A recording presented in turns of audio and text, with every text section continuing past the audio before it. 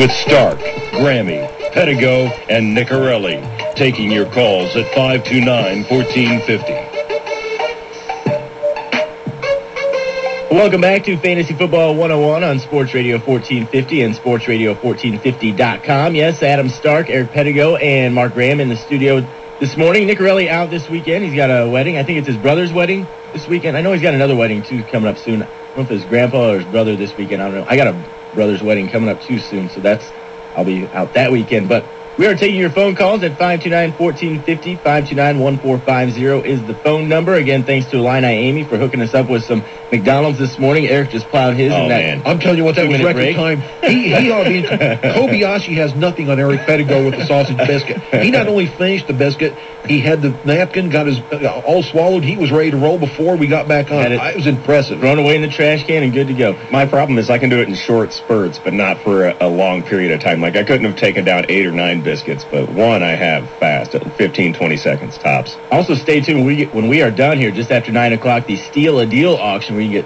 plenty of great deals, gift certificates to restaurants, oil change things going on, just all sorts of stuff. So stay tuned for that coming up when we are done. And also tonight, high school football back on the air. Last night we kicked things off as Springfield High beat Collinsville, but tonight it's Lanphier hosting Washington, so tune into that at 6:40 for the pregame. Kickoff is at 7. Let's go to the phones. 529-1450 is the phone number.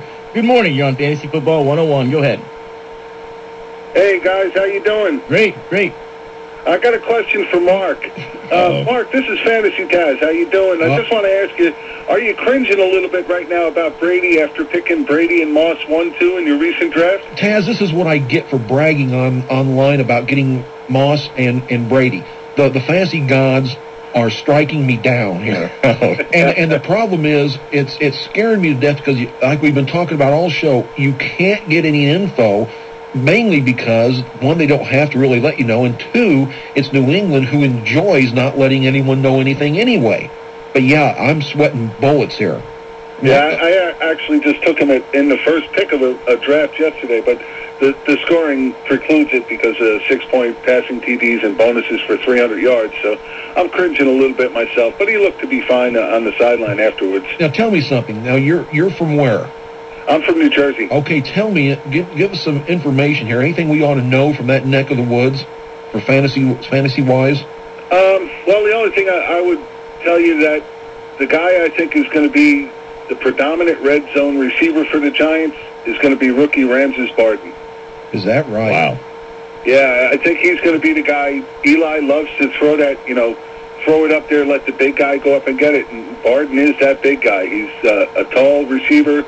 He's a little rough in some of his aspects, but he's not rough at catching the ball, and he's not afraid to jump up and go get it. So I think people are missing the boat on him a lot because they don't think he's going to do it, especially being drafted so late. But he's going to be the guy in the red zone. Hey, Taz, a lot of love here in the last couple of days for Ahmad Bradshaw. Don't you think he's moved up some few slots? Oh, absolutely he has. He's looked like a beast in preseason.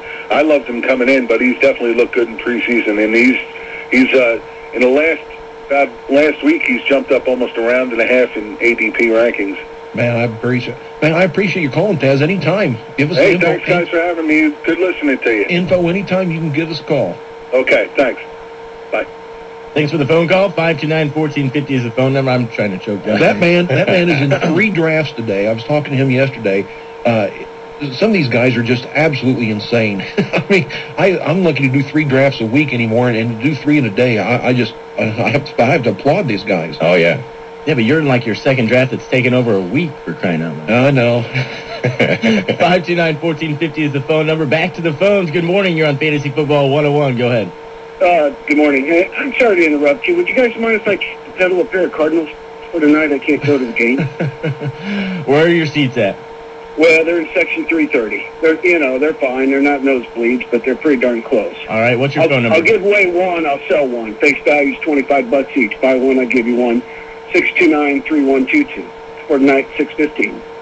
3122. Appreciate it, guys. I'm amazed how much you guys know off the top of your head about all these sports figures. It's just amazing what people focus on. We try. All right, have a good day. Thanks very much. Yep. Thanks for the phone call.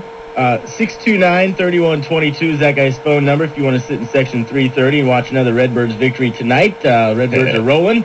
I would get those tickets, except for I have plans tonight. I'll be down to Blues and Barbecue tonight in downtown Springfield. Oh, nice. So get down there, 5th and Washington. That's going to be a great time. That party starts at noon this afternoon, so get downtown for some live blues music and some great barbecue food. But we are talking fantasy football here on Sports Radio 1450, Fantasy Football 101. 529-1450 is the phone number. And again, a lot of drafts going on tomorrow, guys. Let's rattle off a few names here in our final 4 or 5 minutes here. Guys worth drafting and when. When do you draft a guy like Brett Favre, guys, or do you? I'll take him as a backup, but only if I can get him really late. I'm really not going to invest a lot in a guy like Brett Favre. Even last season, he had a few games where he put up starting quarterback numbers, but he just wasn't consistent enough to be a guy that you plugged in every week. So for me, I'll draft him as a backup, and plug him in on a bye week. Maybe if my quarterback has a bye the week that Minnesota plays Detroit. Yeah, see, I'm the same way. I wouldn't draft him as a starter, but if he's there, let's say rounds 12 through 14 or 15, sure. If he's there, I'll take a flyer on him, but I'm not going to have him as number one guy. To me, Favre's a lot like a Kurt Warner, yet Kurt Warner goes high in some drafts and even was kept in the draft that we were in, and I just don't see that. Well, Kurt Warner's got Fitzgerald, Anquan Bolden, and Steve Breston to throw to. And Brett Favre has Bernard Berrian. Yeah. So and some young guys. Yeah. Rice could be okay, and we don't know about Percy Harvin, but yeah, we'll see. He also has Adrian Peterson in the back. So yeah, I wouldn't draft Favre if he was the last quarterback left, but whatever. What about guys that are moving up the chain now a little bit? Maybe not first rounders, and again probably backups, but Culpepper now getting more playing time in Detroit after we talked so much about Stafford last week being a good fit, and now Sanchez being named the starter in New York. Do you take a risk on any of these guys? In a keeper league, maybe Sanchez late. He could end up being your starter at some point. He looked decent at times the other night, but a guy like Culpepper, you probably want to stay away from, or at least have a really, really good backup plan, because, he's a guy who stands to possibly lose his job at some point during the season. See, I agree, Eric. I have a feeling that they're going to start him only because they don't want to throw Stafford to the wolves right off the bat. You look after about the first 3 or 4 weeks, I wouldn't be surprised at all if you see Stafford plugged in from the rest of the way. Or at least maybe in the second half of games, and that hurts you fantasy-wise too if your starting quarterback gets yanked in the fourth quarter just to get a rookie some reps. So I'd stay away from Culpepper. What about some other fringe quarterbacks along the lines of Culpepper? You got Castle out there, Leftwich, Orton. These guys are all going to start. Are they worth having on your fantasy team?